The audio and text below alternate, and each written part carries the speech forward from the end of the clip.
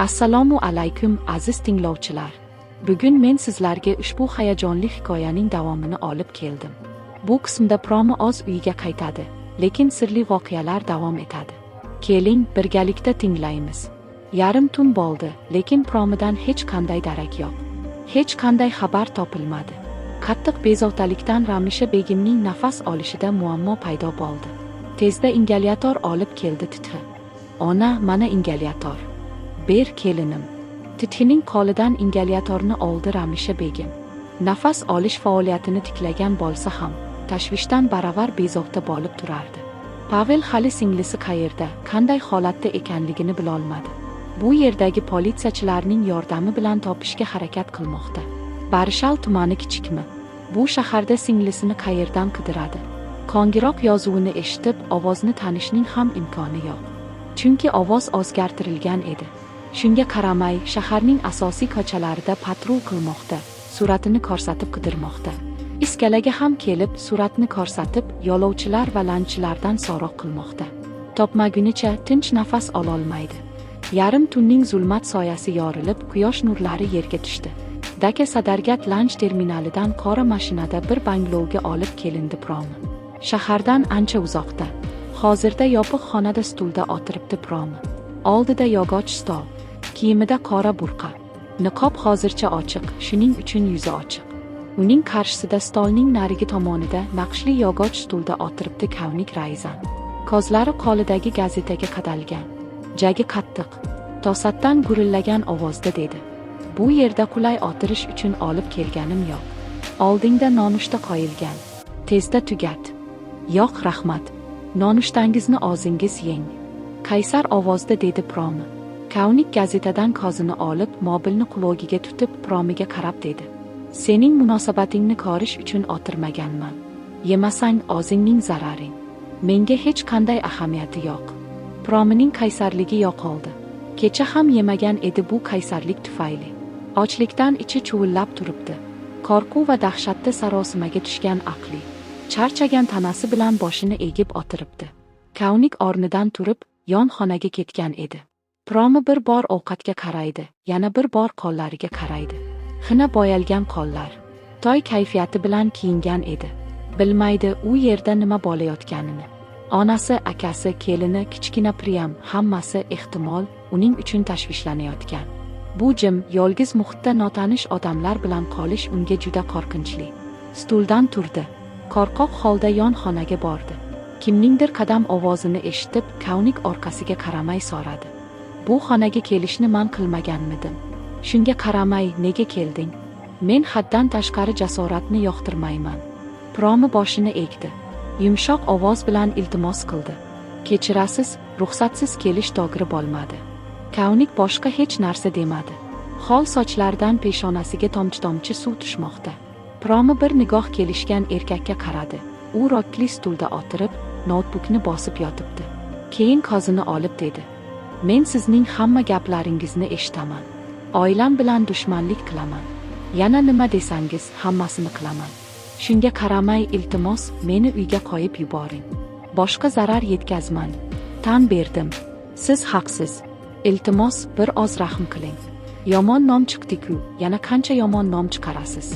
Kavnik loqaydlik bilan notebook ekraniga qarab, istehzo bilan pichirladi: "Bu sizning oilangizning haqqi edi. Men faqat haqqini tushuntirdim. Baribir sening bema'ni akangni ko'rgim kelyapti. Singlisining hayoti xavf ostida ekanini bilgan holda, tun bo'yi uxlamagani aniq. Telba itdek ko'chalarda aylanib yuribdi. Voy bechora." Oxirida nomaqbul tovush chiqardi. Ch-ch. Bir xil tovush bilan kulib yubordi. Gazab va xorlikdan Promining badani titrayapti. Unga bogizini boskim kelyapti. Barmog'ini Kavnikning yuziga qaratib dedi: "Eshiting, mening akamni bema'ni deb aytmang. Siz bema'nisiz, sizning 14 qarindoshingiz bema'ni. Sizning hech qaysi gapingizga ishonmadim. Bundan keyin ham ishonmayman. Mening akam hech qanday yomonlik qilmagan. Jinoyatchini jazolash uning vazifasi va u buni qilgan. Aksincha, siz menga yomonlik qilyapsiz. Hali ham qilyapsiz. Jinoyatchi sizlarsiz. Sizning." Qolgan so'zlari tomog'ida qolib ketdi.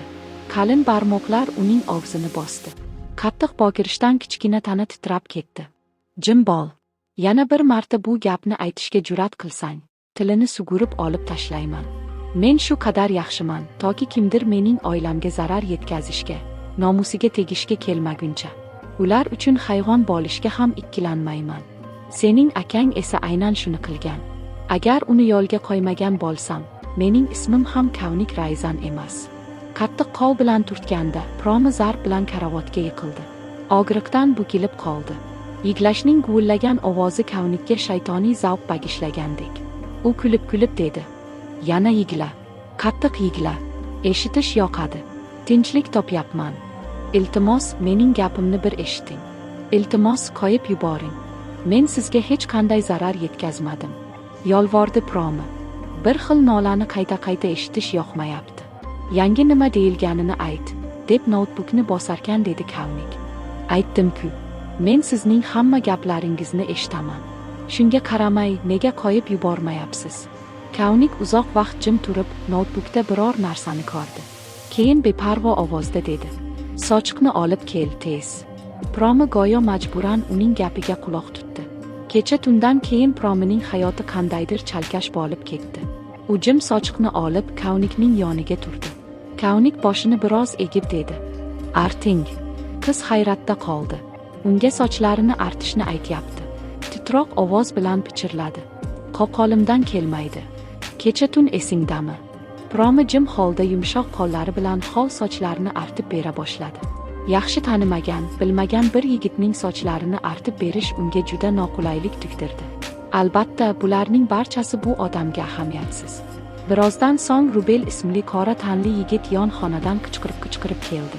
"Boss, sizning dushmaningiz Pavel Chavelning qiyin ahvolidan xursand bo'lib, mamlakatning birinchi raqamli biryonisini olib keldim. Bir marta tatib ko'ring, faqat qo'lingizni yalaysiz." Ismini buzib aytgan yigitni ko'rib, Promining ichi qaynadi. Uni bu yerda mahkam qo'yib, uning yomon nomi chiqishidan xursand bo'lib biryoni yeyapti. Chidab bo'lmas. Rubel yana dedi: "Boss, ishoning, oshpazning ko'rinishi va go'shtini itmi, echkimi, hammasini tekshirib, hamma uchun olib keldim. Ikkilanmasdan yutib yuboring." To'g'ri-noto'g'ri aralash gapni aytib, tishlarini ko'rsatib kuldi. Kavnik tilsiz ko'z bilan qarab turdi.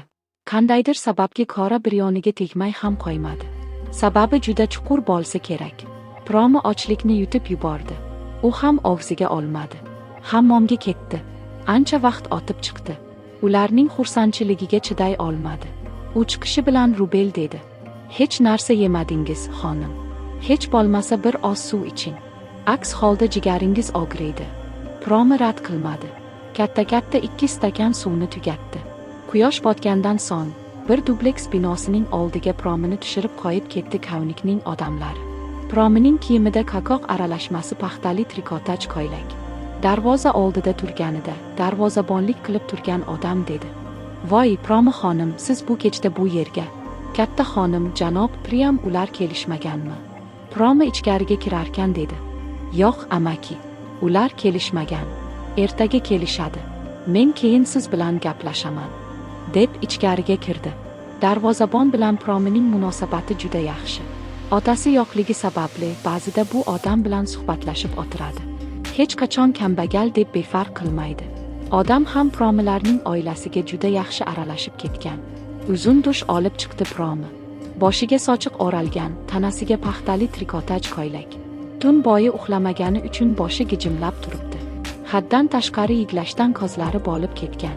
Qo'llarida 1-2 joy jarohatlangan. Ichida o'sha badxoh odamni so'kmoqda. Hozir tanasi juda charchagan.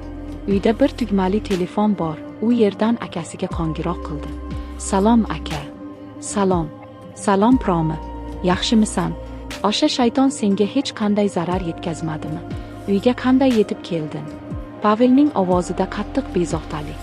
Promi ishontirib dedi: "Men yaxshiman, aka. Menga hech qanday zarar yetkazmadi.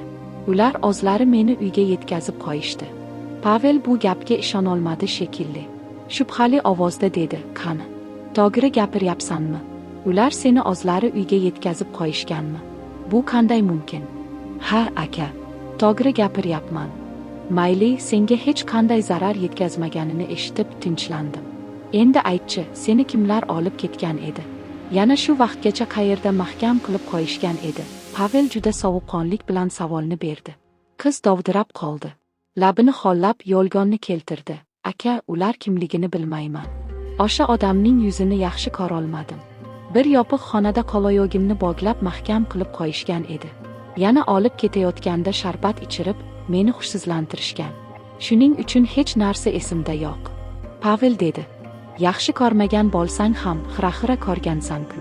Ayt, qanday ko'rinishda edi? Bizga tanish bilish kimmidir? Yana ularning biror gapini eshitganmisan? Undan qandaydir ma'lumot olish mumkinmi? Seni aynan nima uchun olib ketganliklarini albatta aytishgan-ku. Promi bir muddat harakatsiz o'tirdi.